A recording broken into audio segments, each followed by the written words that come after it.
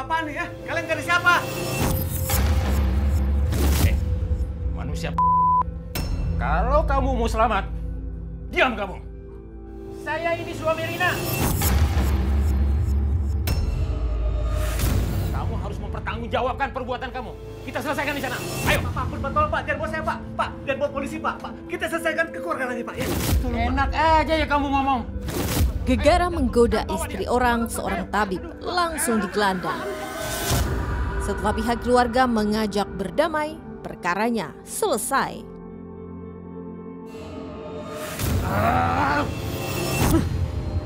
Namun ternyata sang tabib tak pernah jera. Akibat ulahnya timbullah siasat jahat mengincar nyawanya. Yadi, cepat cari orang yang biasa begal motor. Ada orang yang mau saya habisi. Simak kisahnya sesaat lagi. Inilah Raja Pati. Ibu, lu bapak Bu.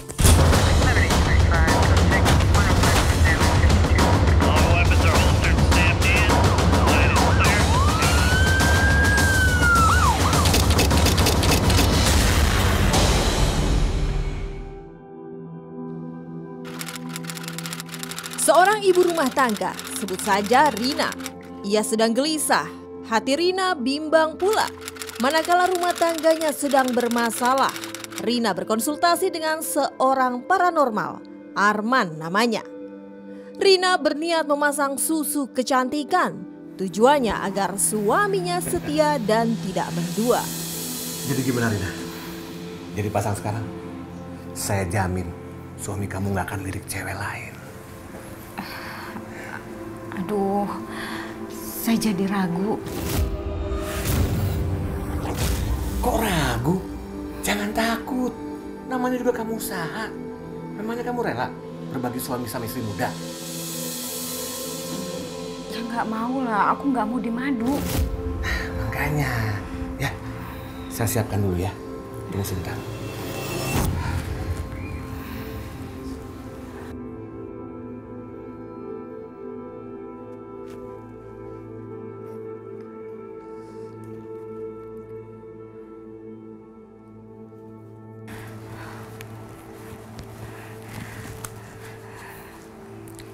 Kok diangkat sih? Seperti terjebak oleh situasi, Rina tak sanggup memilih. Sementara karena terus didesak, Rina malah menuruti permintaan. Saya sudah siap. Yuk kita pasang sekarang di kamar.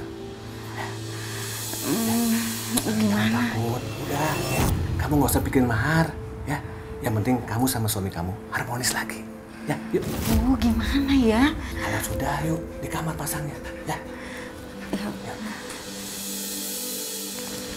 Sini.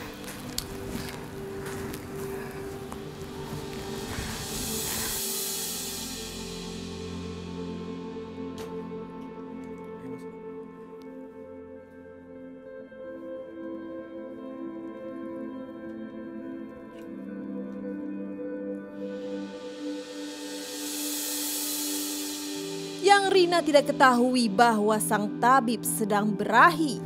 Di dalam kamar yang terkunci, Rina dipaksa untuk melayani. Bukan susu kecantikan, Rina malah Kita mulai sekarang. Tunggu dulu. Kenapa caranya begini? Kok kenapa? Ya memang begini caranya. Kalau kamu mau suami kamu setia, ya kayak gini. Kalau kamu mau, ayo kamu pasrah aja udah. Betapa hinanya perbuatan si tabib. Begitu tega berbuat aib.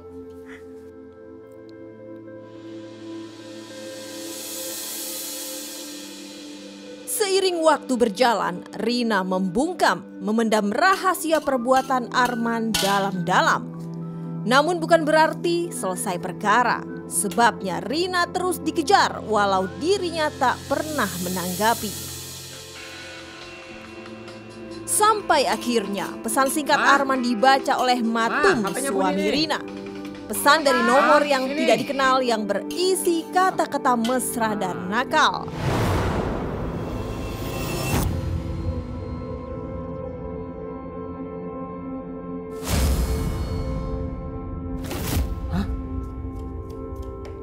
Apa-apaan ini? Pesan dari siapa ini?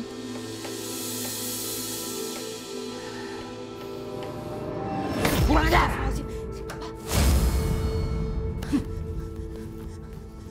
Pak, ada apa sih, Pak? Ternyata kamu di belakang saya selingkuh ya? Nih, siapa ini? Ayo jawab!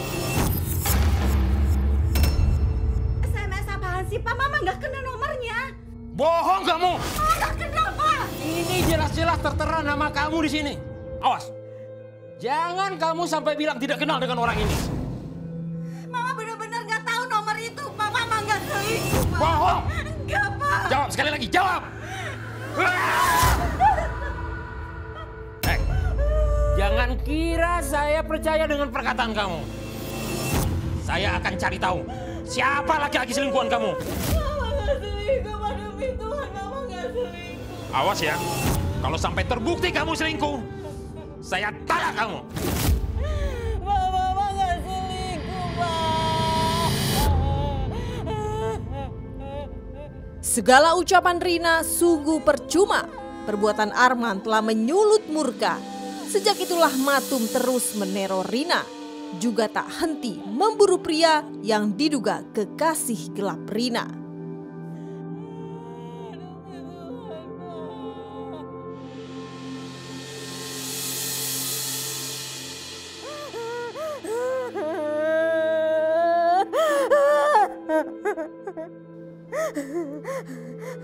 Tak ada lagi harapan, semangat hidup Rina pun hampir padam. Ketika aib yang dirahasiakan niscaya terbongkar akan mengancam pernikahan. Harus akhiri hidup aku. Harus akhiri hidup. Aku udah nggak tahu. Aku udah nggak tahu.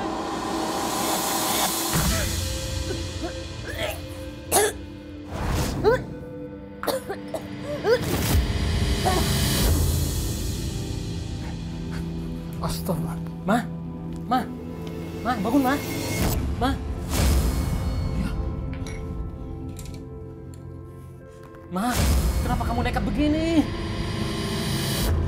Tolong. Beruntung Matum tiba tepat pada waktunya.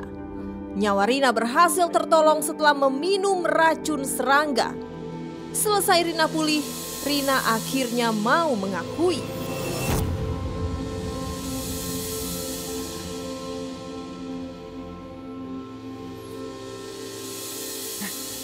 Ma, kamu siuman?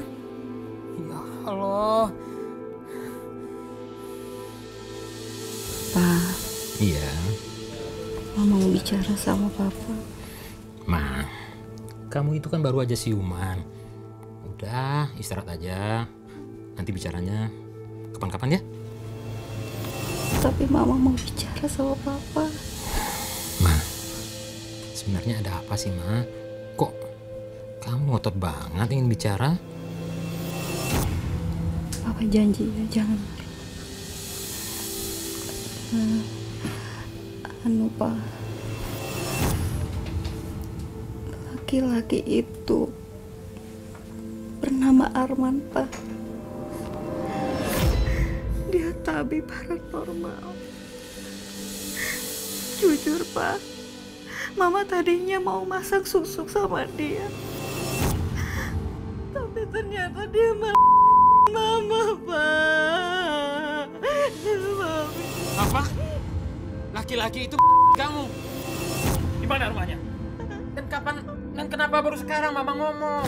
Mama nggak tahu, Pak. Tapi Mama coba untuk menolak dan melawan. Dia maksa, Pak. Papa nggak terima. Dia sudah kamu. Bahkan Papa cari dia. Dan dia masuk penjara. Jangan, Pak. Jangan, Pak. Malu, Pak. Nanti semua orang tua tahu. Tidak. Semua orang tahu. Papa nggak terima. Tidak.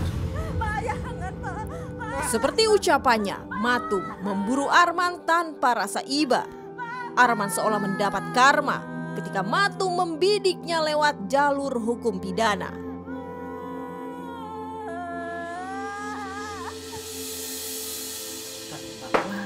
Ya sebentar. Ini Bapak asam urat. Ya.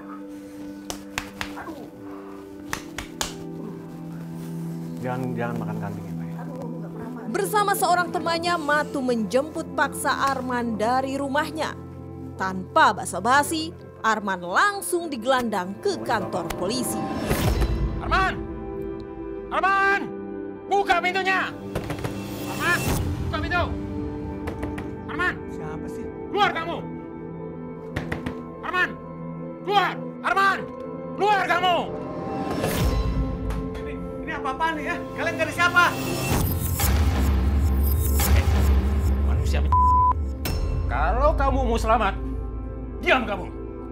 Saya ini suami Rina. Wanita yang udah kamu sekarang juga. Kamu harus mempertanggungjawabkan perbuatan kamu. Kita selesaikan di sana.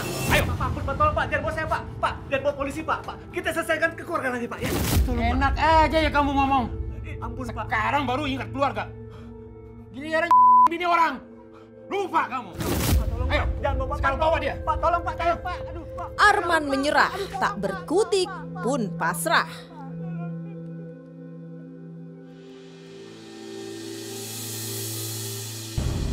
Bu, saya mohon belas kasihan dari Ibu. Tolong Bu, bebasin adik saya Arman Bu. Dia tulang punggung keluarga satu-satunya Bu. Saya mohon Bu, kasihan ini anaknya Bu. Ini keponakan saya Bu. Saya mohon sama Ibu ya, mohon banget Bu. Assalamualaikum. Waalaikumsalam. Bapak ini siapa? Apa-apaan ini? Pak Maktum. Saya mohon Pak, belas kasihan dari Bapak. Saya mohon Pak, maafin adik saya Pak. Saya mohon Pak. Saya bawa keponakan saya. Ini anaknya Arman Pak yang bungsu Pak. Saya mohon Pak. Kasihani Pak, tolong Pak. Maafin adik saya Pak. Maafin Pak. Pak, maafin nih Pak. Tolong Pak. Udah Pak, udah. Bapak nggak usah sujud-sujud begitu. Ayo bangun Pak. Bangun. Bangun. Arman mustahil lolos dari bui. Hingga akhirnya salah seorang kerabatnya datang untuk mengajak berdamai. Singkat cerita, permasalahan diselesaikan secara kekeluargaan jua. Saya mohon, amat sangat saya mohon.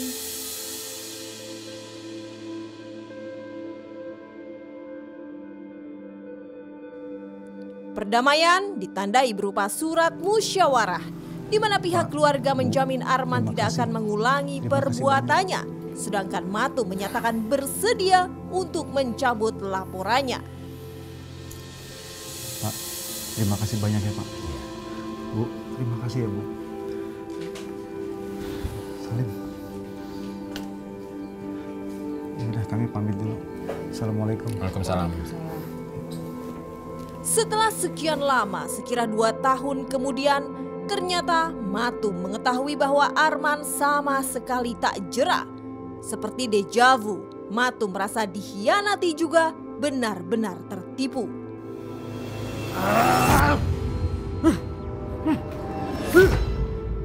Kurang ajar. Benar-benar nggak tahu diri.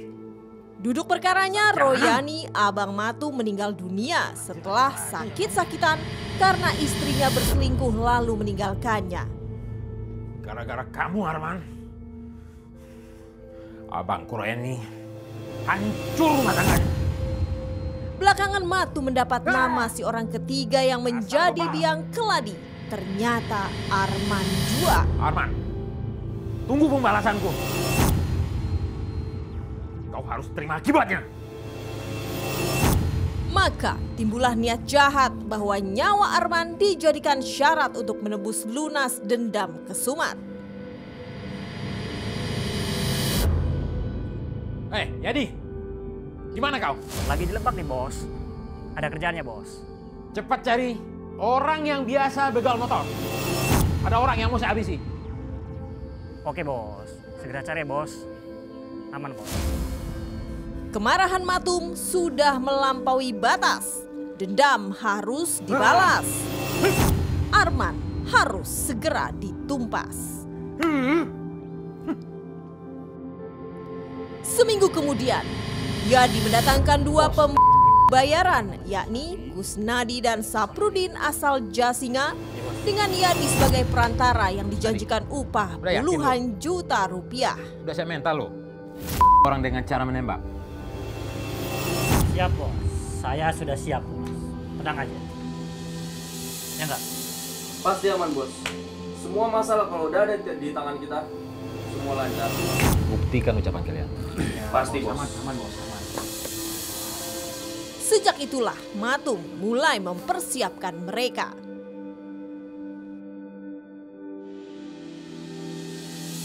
Gimana ya? Jadi enggak? Oh jadi. Pasti jadi. Pokoknya semua urusan sama kita pasti beres. Nanti kita sikat aja ya. Pasti kita sikat.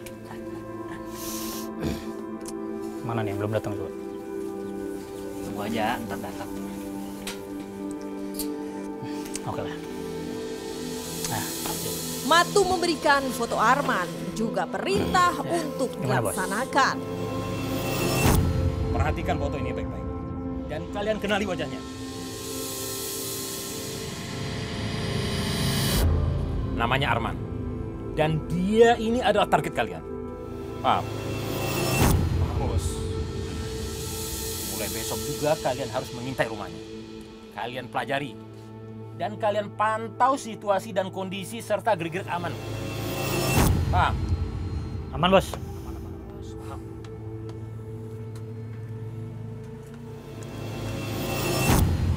Ambil pistol ini. Dan kalian harus eksekusi di tempat sepi. Jangan meleset. Dan jangan salah orang. Dan satu hal lagi.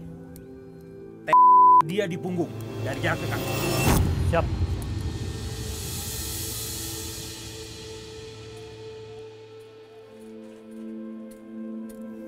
Itu ada botol.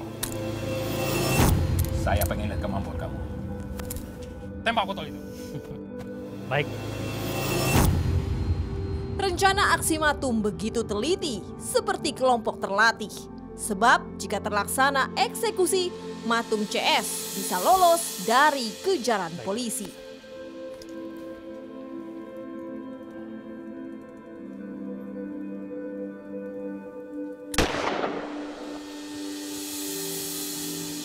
Gimana bos? Lumayan. Gimana bos? Yang ngecewain kan? Boleh juga.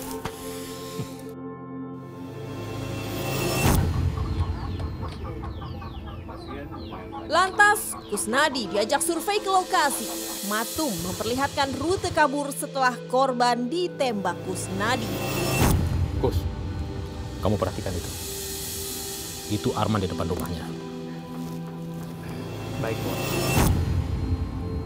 Kamu masih ingat rute kita? Tenang aja bos, saya masih ingat kok. Kasih tahu Kusnadi. Ajarin dia. Kalian kabur lewat rute itu setelah menembak Arman. Kalian mau selamat. Paham?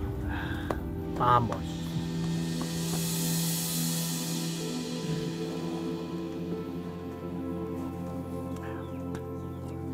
Aman pokoknya bos.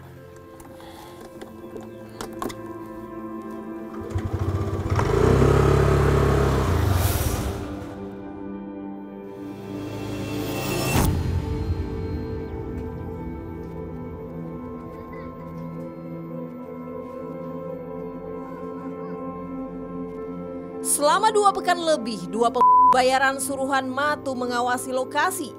Mereka sangat berhati-hati, sabar menunggu waktu yang tepat untuk eksekusi.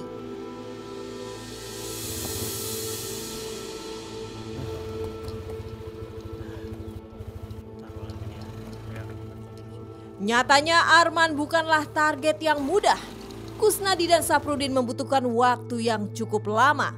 Sebab Arman jarang keluar rumah kecuali pergi ke masjid untuk sholat berjamaah.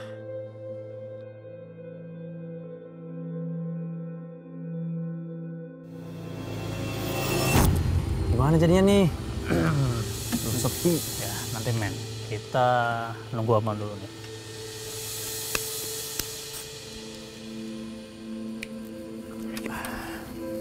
Bentar. Wah, si bos nelfon. Angkat. Ya, halo bos. Halo, Kusnadi. Gimana? Udah ada perkembangan? Iya bos. Kalau situasi lagi sepi, Langsung sikat aja. Jangan kamu tunda-tunda lagi. Kalau kamu nggak sanggup, biar saya cari orang lain. Siap, Bos. Terus gimana jadinya? Ayo, si Bos udah marah-marah nih. Pokoknya hari ini kita harus eksekusi nih. Yuk.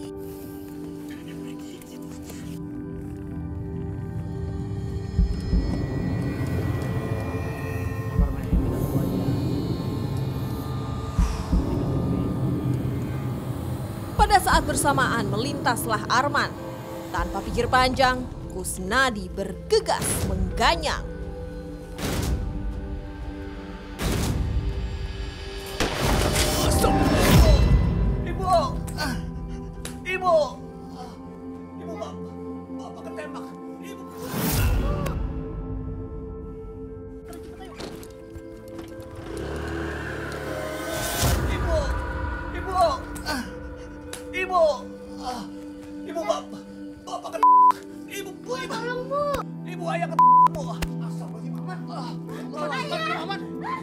Arman meregang nyawa di hadapan keluarga dan tetangga.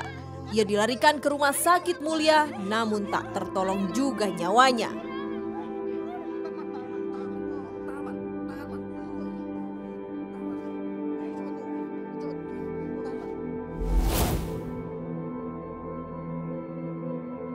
Peristiwa penembakan Arman mendadak jadi sorotan, apalagi sebelumnya diberitakan sosok Arman disebut ustadz atau guru pengajian. Padahal profesi Arman justru tabib pengobatan. Identitas pelaku penembakan masih misteri. Petunjuk yang dimiliki polisi amat minim sekali. Selain keterangan beberapa saksi, polisi hanya mengantongi bukti rekaman video kamera CCTV.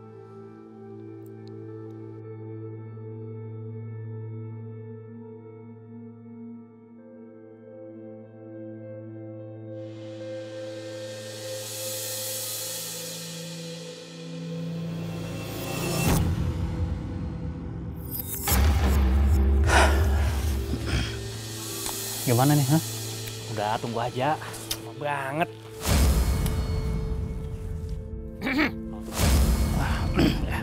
Halo, Bos. Ini uang kalian. Kalau sampai kalian tertangkap, jangan bicara sama polisi.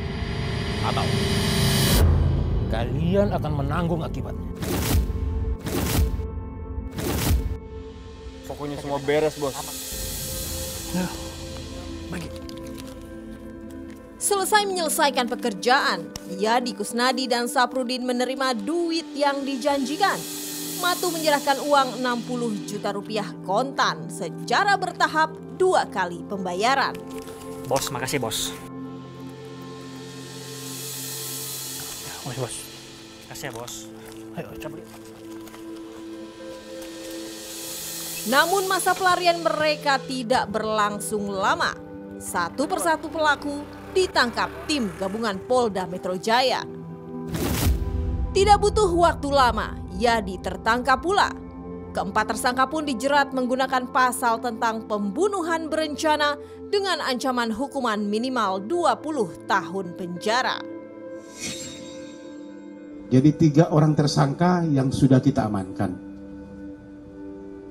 Yang pertama saudara M sebagai inisiator, kemudian saudara K sebagai eksekutornya yang melakukan penembakan, dan saudara S ini adalah jokinya atau pilotnya yang menunggu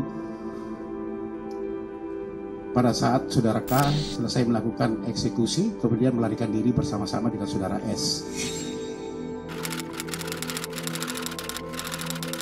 Perhatikan foto ini baik-baik. Dan kalian kenali wajahnya. Namanya Arman. Dan dia ini adalah target kalian. Paham? Paham, Bos. Ambil pistol ini. Dan kalian harus eksekusi di tempat sepi.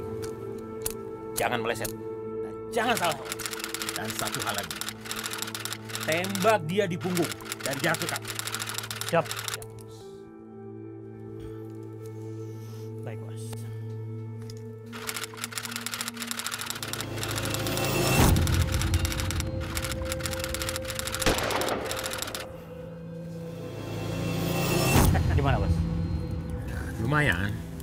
Gimana bos, nggak ngecewain kan? Boleh juga.